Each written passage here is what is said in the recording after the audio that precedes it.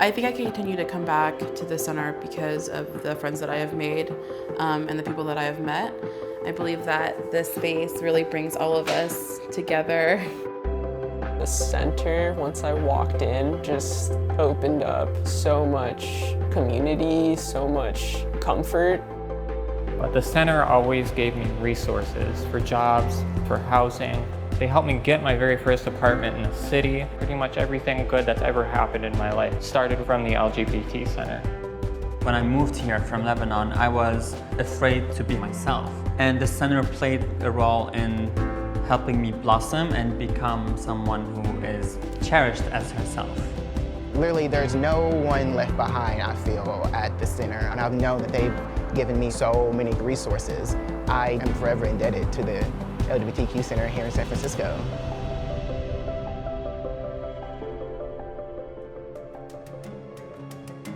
At the time of Harvey Milk's assassination, 1978, a community center was at the top of his list of priorities.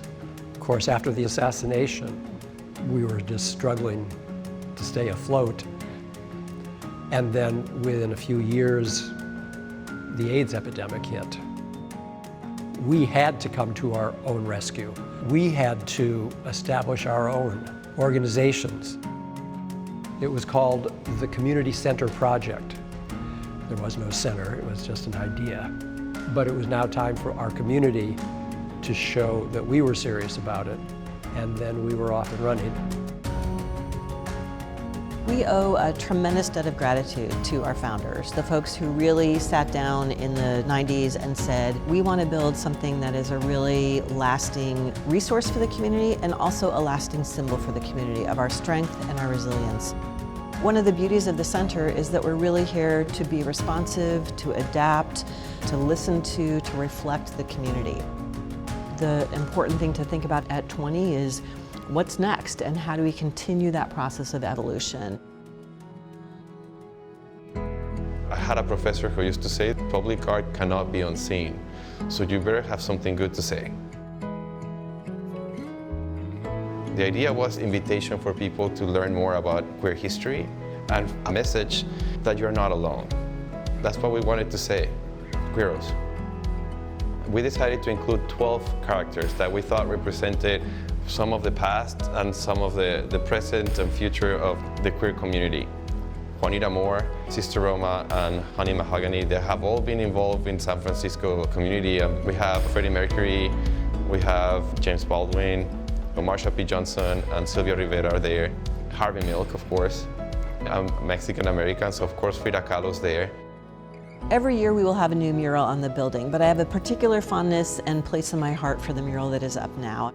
The way that it really speaks to the incredibly rich legacy that we have as a community, that history is now literally embodied on our wall and in our building.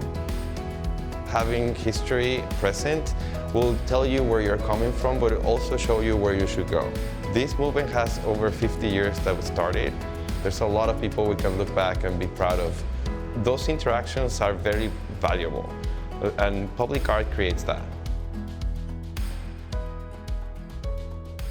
It was enormously celebratory, and you could feel it in the air. Given the long and difficult path it took for us to get to that day in 2002, everyone involved felt a feeling of accomplishment, that no one gave this to us, we did it, and we now have a home. We can't know what the future will hold, but we know that we have the grounding, we have the connections in community that will enable us to be here for the next 20 years and 20 years after that and after that. We know our fight for equality and justice is never completed.